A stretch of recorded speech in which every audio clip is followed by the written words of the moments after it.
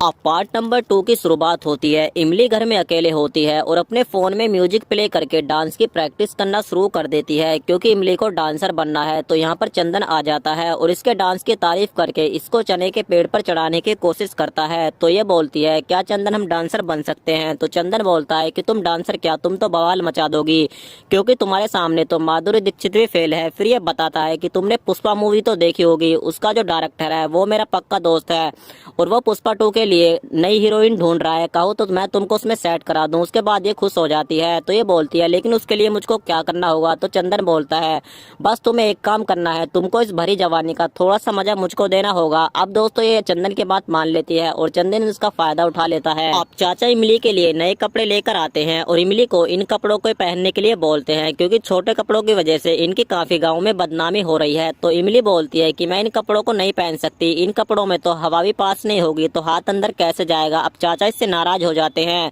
फिर चाचा को नाराज होता देखकर ये मजबूरी में इन कपड़ों को पहन ही लेती है क्योंकि मजबूरी में चाचा ने इसका साथ दिया है। फिर ये चाचा को बोलती है, अब मुझ पर नाड़ा बांधना नहीं आता तो नाड़ा मैं कैसे बांधूं? तो चाचा मुस्कुराकर बोलते हैं, तुम टेंशन मत लो इमली, मैं तुमको नाड़ा बांधना सिखाऊंगा। अब जैसे ही चाचा इमली का नाड़ा बांधने लगते हैं तो नाड़ा बांधने की जगह वो सारा खुल जाता है और इमली का सामान चमकने लगता है। उसके बाद दोस्तों चाचा पर रहा नहीं जाता और इमली के साथ फायदा उठा लेते हैं, लेकिन अभी फिलहाल ये एक सपना ही होता है। अब डॉक्टर साहब चाचा को बोलते हैं कि तुमको आज ही इमली को घर से बाहर निकालना होगा क्योंकि इमली की वजह से गाँव में तुम्हारी बदनामी हो रही है। तो चाचा बोलते हैं, लेकिन मैं इमली को घर से बाहर कैसे निकाल दूंगा? तुमको तो पता है कि इमली का पति अभी जेल में है और अगर मैंने उसको घर से बाहर निकाल दिया तो वो बेचारी कहाँ पर जाएगी?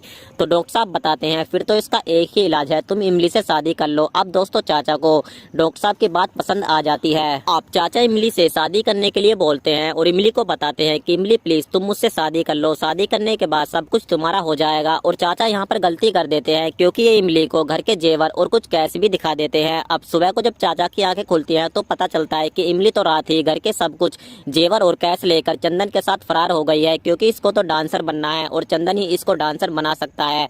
लेकिन बाद में पता चलता है कि चंदन ने भी इसको धोखा दे दिया है और चंदन इसके पैसे लेकर भाग जाता है और कहानी जो होती है दोस्तों यहीं पर समाप्त हो जाती है।